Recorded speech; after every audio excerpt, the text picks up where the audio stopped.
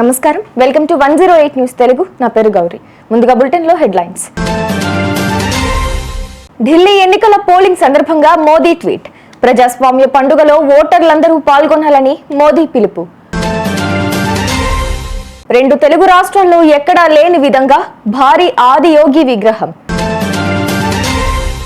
రాష్ట్రంలో 5,810 ఎంపీటీసీ స్థానాలు. ఈసీ వెల్లడి. ఏపీ భవన నిర్మాణ అనుమతులకు మార్గదర్శకాలు విడుదల. ఢిల్లీలో అసెంబ్లీ ఎన్నికలు జరుగుతున్న వేళ ప్రధాని మోదీ ఆసక్తికర ట్వీట్ చేశారు.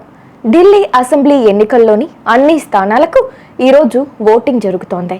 ఇక్కడి ఓటర్లు ఈ ప్రజాస్వామ్య పండుగలో పూర్తి ఉత్సాహంతో పాల్గొని తమ విలువైన ఓట్లను వేయాలని నేను కోరుతున్నాను. మొదటిసారి ఓటు వేయబోతున్న యువ మిత్రులందరికీ నా ప్రత్యేక శుభాకాంక్షలు అని పేర్కొన్నారు.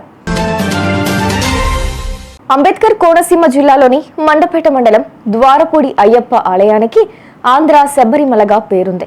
ఇప్పుడు ఈ ఆలయ కిరీటంలో మరో కలికితురాయి చేరింది.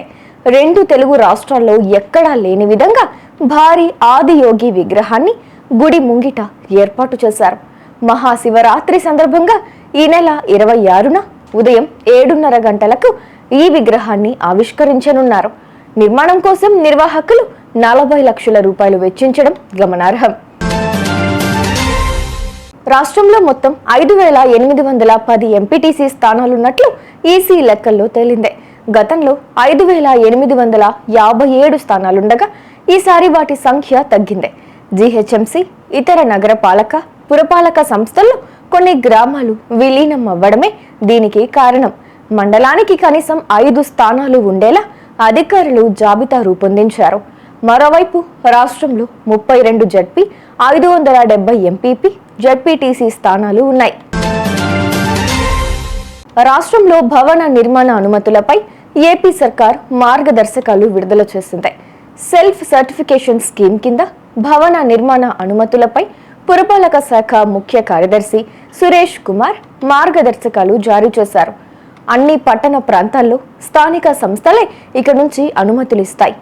సిఆర్డీఏ మినహా అన్ని చోట్ల అనుమతులు జారీ చేసే అధికారాన్ని స్థానిక సంస్థలకు బదిలీ చేస్తున్నట్లు ప్రభుత్వం పేర్కొంది.